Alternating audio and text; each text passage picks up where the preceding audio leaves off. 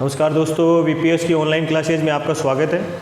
दोस्तों वीपीएस यूँ समझ लो कि ऑनलाइन प्लेटफॉर्म सीकर ज़िले में लाने वाला एकमात्र स्कूल है और इस स्कूल के माध्यम से या यहाँ के टीचर्स के माध्यम से, यहाँ के डायरेक्टर सर के माध्यम से जो एक अनूठी पहल जो की गई है वो बड़ी शानदार प्रकार की पहल है। और यूँ समझ लीजिएगा कि कोरोना महामारी के दौरान ये जो बहुत सारा जो घाटा या बहुत सारी जो अर्थव्यवस्था से संबंधित जो भी नुकसान हुआ है उसकी भरपाई में पढ़ाई जो है यानी शिक्षा जो है वो एक अलग जगाने का काम करेगी। और ये अलग जो लगभग 3-4 महीनों से लगातार अपने को जो बंद पड़ी है उसको पुनर्जागृत करने में वीपीएस साइंस स्कूल की महत्वपूर्ण भूमिका है। आप इस स्कूल से जुड़े हुए हैं तो लगातार जुड़े रहें। साथ ही आने वाले टाइम में वीपीएस के द्वारा और भी बहुत सारी चीज़ें ऑनलाइन आपको प्रोवाइड करवाई जाएंगी, लाइक स्टडी मटेरियल है या किसी भी प्रकार के पीडीएफ नोट्स हैं या ऑनलाइन क्लासेस तो हैं ही हैं। साथ ही साथ आपके लिए मॉक टेस्ट जो है वो भी वीपीएस के माध्यम से आपको समय समय पर मिलेंगे। आप अगर वीपीएस यूट्यूब चैनल पर नए हैं तो कृपया चैनल को सब्सक्राइब करें, दोस्तों के साथ में इसका लिंक शेयर करें और साथ ही बेल आइकन को ज़रूर प्रेस करें दोस्तों, क्योंकि जब जब वीपीएस के द्वारा या वीपीएस टीम के द्वारा या डायरेक्टर सर के द्वारा जब जब आपके लिए कोई ना कोई किसी न किसी प्रकार का वीडियो या कोई भी कम्युनिटी पोस्ट डाली जाए तो उस दौरान आपको क्या हो सके, मैक्सिमम से मैक्सिमम फ़ायदा जो है वो आपको हो सके, ऐसा भरसक प्रयास आप कीजिए। दोस्तों से करवाइए। दोस्तों शिक्षा एक अलग है और जैसे जैसे ये जलेगी वैसे वैसे समाज में क्या होगा, एक नया प्रकाश, एक नई ऊर्जा और एक नई सोच विकसित होगी। दोस्तों शिक्षक का पैसा ही ऐसा है जो स्वयं जलता है और संसार को क्या करता है, अपने ज्ञान के माध्यम से प्रकाश युक्त करता है। तो ऐसा प्रयास जो वीपीएस के द्वारा किया जा रहा है बड़ा ही अनुकरणीय प्रयास है और आप इस अनूठी पहल में जुड़िए। दोस्तों मैं रमाकांत दहिया आपके सामने पुनः एक हिंदी का एक बहुत ही सारगर्भित सा वीडियो आपके लिए डालूंगा। वीडियो का जो टॉपिक रहेगा दोस्तों उसकी सबसे पहले अपन चर्चा कर लेते हैं। आप सोच रहे होंगे कि वीडियो किस क्लास का वीडियो उसको माने अपन, जैसे आप ये समझिए कि अगर आप कंपटीशन की तैयारी करते हैं तो वहाँ भी बहुत सारी चीज़ें ऐसी हैं जो आपको हिंदी सीखने के लिए प्रेरित कर सकती हैं। तो आज का अपना जो टॉपिक रहेगा, सबसे पहले तो अपनी क्लास है ऑनलाइन क्लास, आज का विषय जो रहेगा वो रहेगा अपना हिंदी। और विषय में जो बात करें दोस्तों तो आज अपन क्लास लेंगे वो जिस टॉपिक से रिलेटेड लेंगे वो है विराम चिन्ह। वो क्लास है दोस्तों विराम चिन्ह। अब आप यूँ समझो कि विराम चिन्ह भी कोई टॉपिक होता है क्या, तो दोस्तों विराम चिन्ह टॉपिक है या नहीं है उसकी भी बात करूँगा। साथ ही आप कैसे याद करें और इस विराम चिन्ह का प्रश्न कैसे आता है, या ये क्या आपको सीखना ज़रूरी है क्या, या अगर सीखना जरूरी है तो ये कितना सीखना जरूरी है, क्या एग्जाम में ऐसे प्रश्न आता है क्या विराम चिन्ह किसे कहते हैं। तो मैं आपको बता देता हूँ कि एग्जाम में ऐसा कोई प्रश्न नहीं आता कि विराम चिन्ह किसे कहते हैं। हाँ, इनका प्रयोग अगर आपको भली भांति करना आता है तो आप ये समझिएगा कि आप हिंदी में एक अच्छा स्कोर कर सकते हैं। दोस्तों हिंदी जैसा कि भाषा है और आप जानते हैं कि हिंदुस्तानी भाषा और इस भाषा का प्रत्येक जो वर्ण है वो अपने आप में सारगर्भित है और प्रत्येक वर्ण जो है वो एक निश्चित अर्थ क्या करता है, प्रदान करता है। दोस्तों दुनिया की एकमात्र ऐसी सौम्य भाषा है जिसमें जैसा बोला जाए वैसा का वैसा ही क्या है, लिखा जाता है। और एक छोटा सा जो स्वरूप जो है वो इसको क्या कर देता है, इसके स्वरूप को नष्ट भ्रष्ट कर देता है। जैसे मैं आपको छोटा सा तरीका करके बता देता हूँ। दोस्तों आपने विराम चिन्ह नाम देखा, विराम चिन्ह में देखो एक छोटा सा स्वरूप यहाँ पर मैं कर देता हूँ। वैसे अपना टॉपिक जो रहेगा वो तो विराम चिन्ह से रिलेटेड ही रहेगा, यानी टॉपिक तो रहेगा वो रहेगा विराम चिन्ह। टॉपिक जो रहेगा वो रहेगा क्या भाई, विराम चिन्ह। अब देखो यहाँ चिन्ह नाम लिखा हुआ है दोस्तों, कुछ किताबों में चिन्ह को ऐसे लिखा हुआ मिलेगा, तो आप देखो इस चिन्ह को अगर ऐसे लिख दिया या चिन्ह को किसी ने ऐसे लिख दिया तो भी क्या है, स्वरूप दोनों ही क्या है, गलत है। अब देखो कैसे, इनको आप पढ़ के देखेंगे। देखो ये तो है चिन्ह है। यहाँ भी बात करें तो चिन्ह है, यानी कहने का मतलब दोनों के दोनों ही क्या है, गलत हैं। यानी भाषा जो एक प्रकार का अच्छा या शुद्धतम पढ़ना लिखना सिखाती है वो क्या है, इसका स्वरूप है। यहाँ बात करें दोस्तों तो यहाँ चीज छोटा है आधा और न क्या है, पूरा। भाषा में बोले उच्चारण करें तो ये चिन्ह है, यानी विराम चिन्ह है। तो आप समझ चुके होंगे कि शायद एक छोटा सा शब्द या छोटी सी आड़ी तिरछी रेखा अगर कहीं घूमी तो अर्थ में क्या हो जाएगा, परिवर्तन हो जाएगा।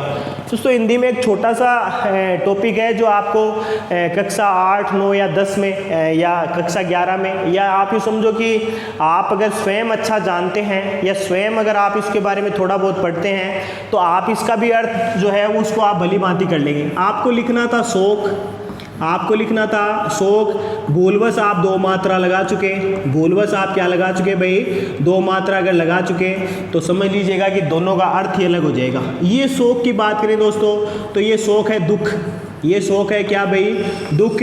और इस शौक की बात करें दोस्तों तो ये हो सकता है हसरत, हसरत, इच्छा, हसरत, इच्छा आदि क्या है इसका स्वरूप हो सकता है। यानी कहने का मतलब ये है दोस्तों, ये जो है एक ही मात्रा बदली है, देखो यहाँ से एक मात्रा अतिरिक्त यहाँ जोड़ी है और अर्थ का क्या हो गया भाई, दूसरा ही स्वरूप हो गया।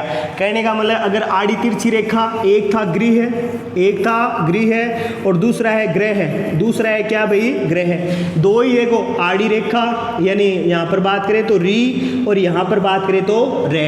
यानी यहाँ पर बात करें दोस्तों तो ये है घर, ये है घर और ये क्या है भाई, नक्षत्र। दोस्तों ये एक टॉपिक में खूब सारी बातें नहीं है, बल्कि आप ये समझो कि ये एक सार है, ये एक ऐसा सार है कि अगर ऐसी चीज़ें भी आपको आने लग गई तो आपको हिंदी में नंबर लाने में क्या होगी, बहुत सारी आपके लिए आसानी होगी। दोस्तों इसका भी टॉपिक है, एक टॉपिक की बात करें तो ये है युग्म शब्द, ये है क्या भाई, युग्म शब्द। और बात करें दोस्तों तो ये है सम्मानो उच्चारित, सम्मानो उच्चारित शब्द, सम्मानो उच्चारित शब्द है।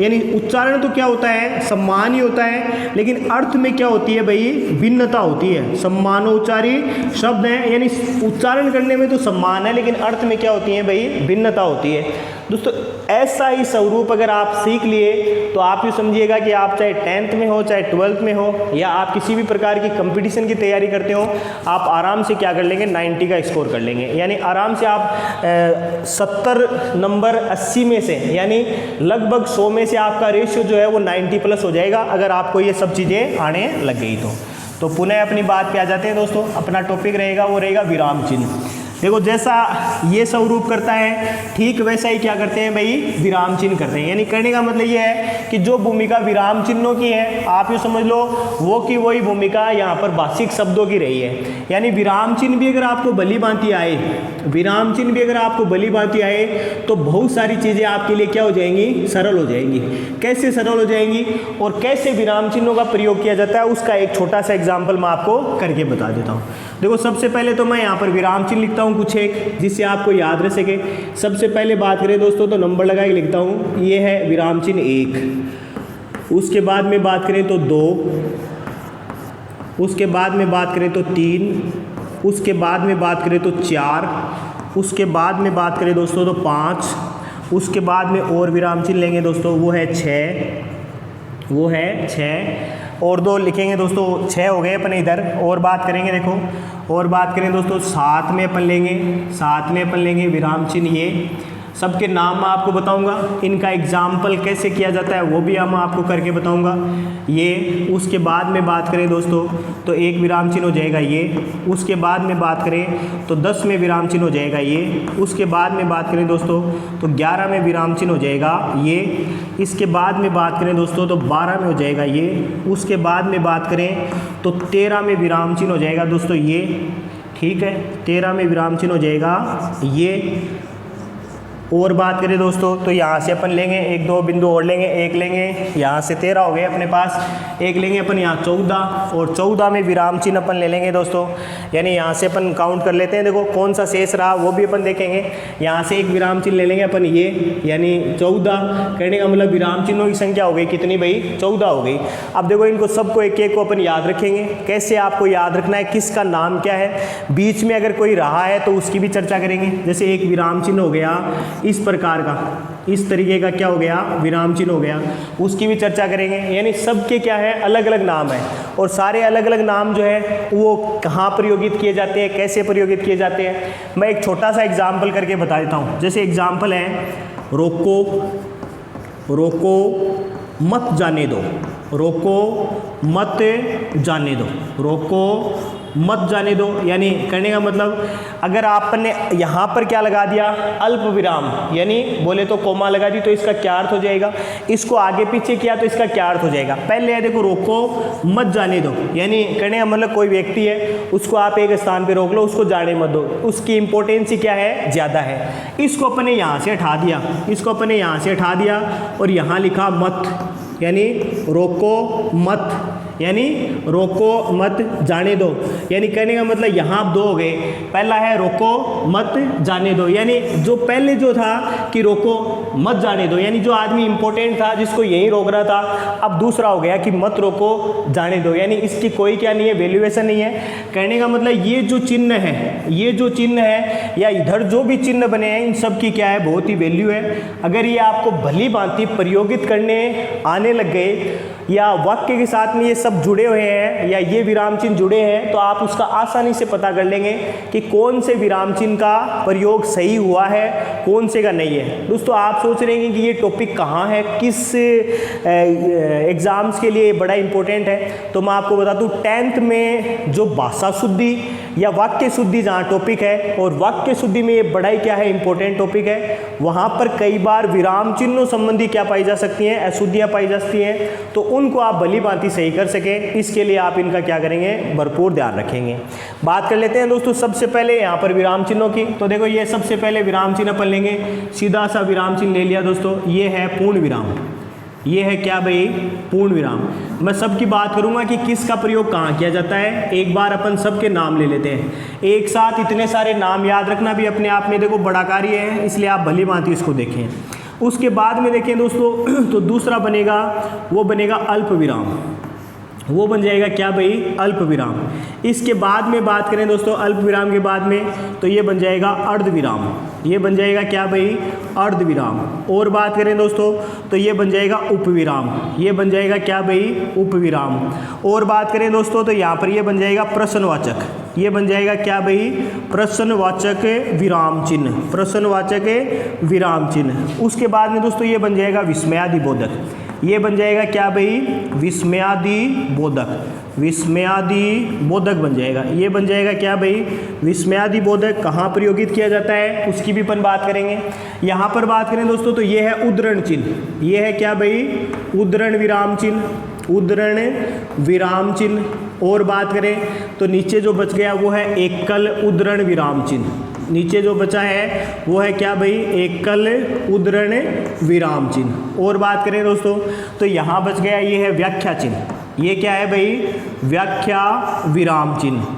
और बात करें दोस्तों, तो यहाँ कोष्टक सा लगा हुआ है। जो विद्यार्थी इंग्लिश मीडियम में पढ़ते हैं, आप ये समझो कि वो कोष्टक को कोष्टक या ब्रैकेट या अन्य कोई नाम देंगे, बल्कि हिंदी में अगर बात करें दोस्तों, तो कोष्टक जो होता है वो सरलता विराम होता है। इसके बाद में बात करें तो ये होता है तुल्यता सूचक, यानी जिसको अपन बराबर का चिन्ह बोलते आ रहे हैं, ये हो जाएगा क्या भाई, तुल्यता सूचक, ये हो जाएगा क्या भाई, तुल्यता सूचक विराम चिन्ह, तुल्यता सूचक विराम चिन्ह हो जाएगा, तुल्यता सूचक विराम चिन्ह हो जाएगा। और बात करें तो अपने को और ध्यान रखना है, इसकी बात करें दोस्तों, ये डॉट सा लगता है, तो ये है लाघव विराम, ये है क्या भाई, लाघव विराम चिन्ह, लाघव विराम चिन्ह। और बात करें दोस्तों, तो यहाँ पर बात करें तो देखो यहाँ से बड़ा और छोटा दो स्वरूप लेंगे, यानी यहाँ पर छोटा सा लगाएंगे तो छोटा तो हो जाएगा योजक चिन्ह, छोटा जो है वो तो जाएगा क्या भाई, योजक विराम, जो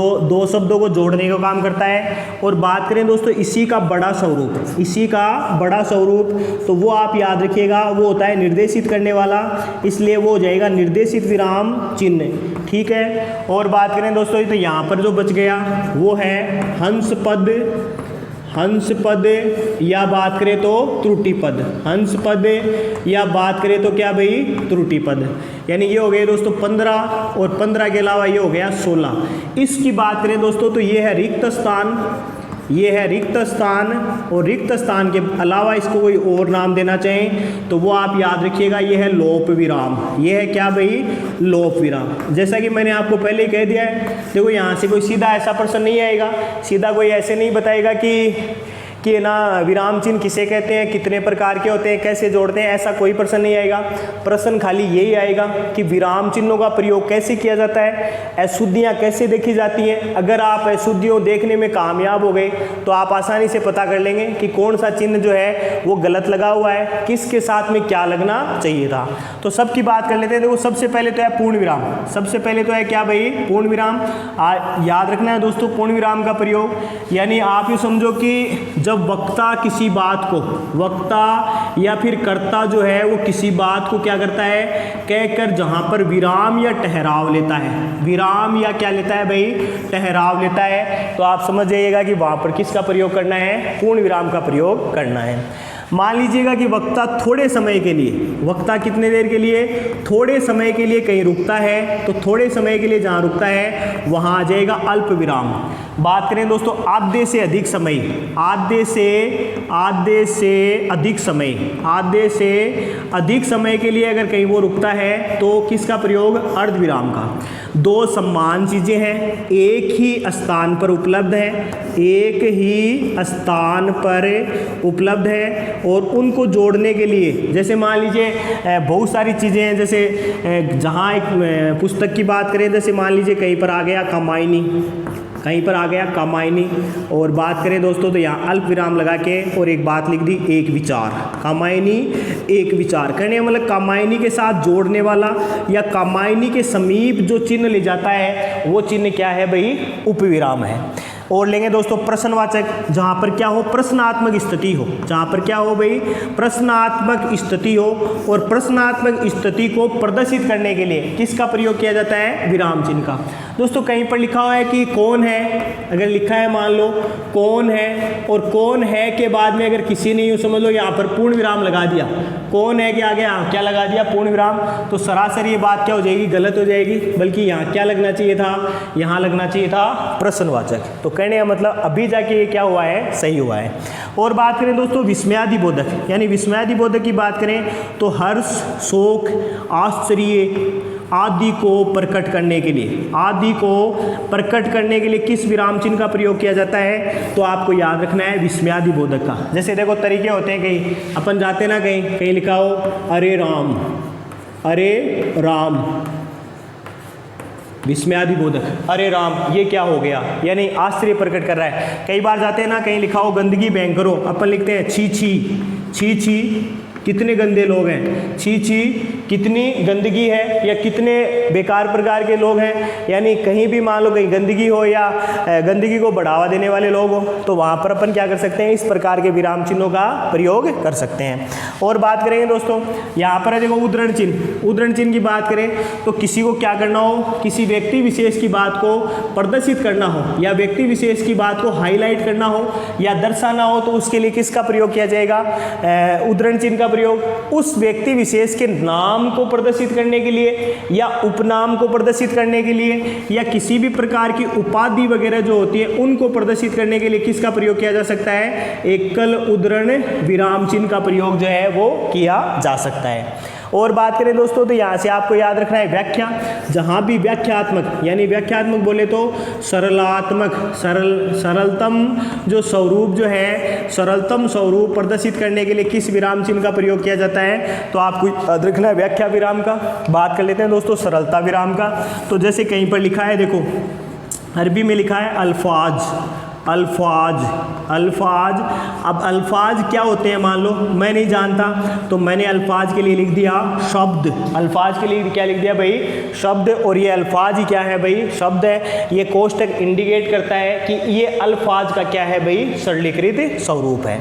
और बात करें दोस्तों तुल्यता सूचक, तो आप जानते हैं समास का टॉपिक आपने वीपीएस ऑनलाइन में पढ़ा है। तो जहाँ भी दो शब्दों में क्या प्रदर्शित करनी हो, समानता या तुलना प्रदर्शित करनी हो, तो वहाँ पर किसका प्रयोग किया जा सकता है, तुल्यता सूचक का प्रयोग किया जा सकता है। और बात करें दोस्तों लाघव विराम का चिन्ह, जैसे आजकल बहुत सारे बच्चे शॉर्ट नेम लिखने लगे।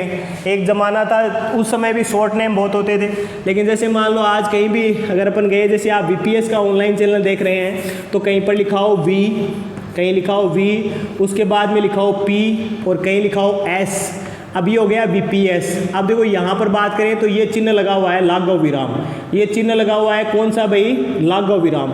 बात करें दोस्तों ये क्या करता है, ये लाघव विराम की बात करें तो इसी का दूसरा नाम क्या है, इसी का दूसरा नाम संक्षिप्तीकरण है। इसी का दूसरा नाम क्या है भाई, संक्षिप्तीकरण है। ये संक्षिप्तीकरण क्या होता है, तो आप ये समझिएगा कि ये बड़े नाम को छोटा करने का कार्य करता है। जैसे वीपीएस है तो वीपीएस बोले तो विवेकानंद पब्लिक स्कूल। अब विवेकानंद पब्लिक स्कूल लिखने की बजाय आप केवल इनका शॉर्ट नेम लिखें और क्या लगा दें, लाघव विराम चिन्ह प्रयोगित कर दें, तो ये क्या आ जाएगा, ये अपने छोटे रूप में प्रदर्शित हो जाएगा। और इसी को क्या कहते हैं भाई, लाघव विराम कहते हैं। और बात करें दोस्तों योजक चिन्ह, दो शब्दों को जोड़ने वाला। और याद रखना है जहां भी योजक चिन्ह का प्रयोग कर दिया दोस्तों हिंदी में, वहां एक ही समास होता है जिसका नाम है क्या भाई, द्वंद्व समास।